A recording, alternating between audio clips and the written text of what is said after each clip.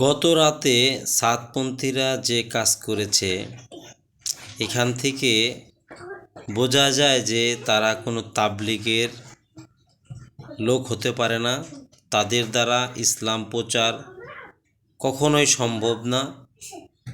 তারা একটা সন্ত্রাসী বাহিনী এবং মানুষ খুন করছে। তো খুনিদের কখনোই এই দিনের দাওয়াতের ব্যাপারে আনা যাবে না, তাদেরকে করতে দেওয়া হবে না। তো আমি যেটা বলছি যে দুইটা ব্যবস্থা হইলে হয়তোবা এদের এই দাওয়াতি কাজ বন্ধ হয়ে যাবে।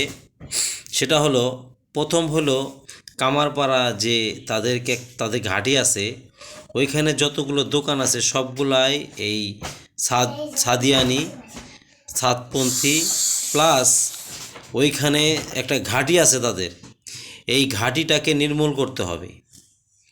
আর দ্বিতীয়ত, যার যার মহল্লায় যে এতাতি আছে তাদেরকে কোনো প্রকার মসজিদে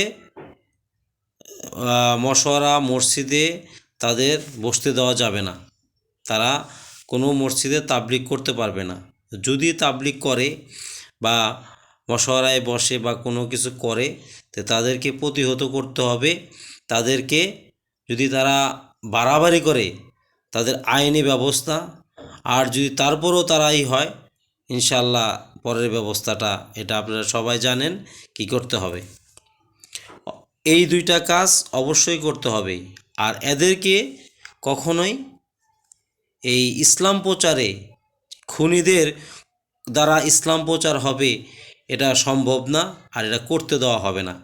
ইনশাল্লাহ আমরা যারা আমাদের কি বলছে, যদি হাত দিয়ে পারো হাত দিয়ে ব্যবস্থা নিবা, যদি মুখ দিয়ে বলতে হয় মুখ দিয়ে বলতে হবে, মুখের ব্যবস্থা আছে। সর্বোপরি ন্যূনতম ঈমান ঘৃণা করতে হবে। অতএব এদের কোনো প্রকার দাওয়াতি কাজ তারা মসজিদে বসে করতে পারবে না। যদি করে, ইন্ডিয়া যা ওদের সাথে করুক, আমাদের মুসলমানদের সাথে না।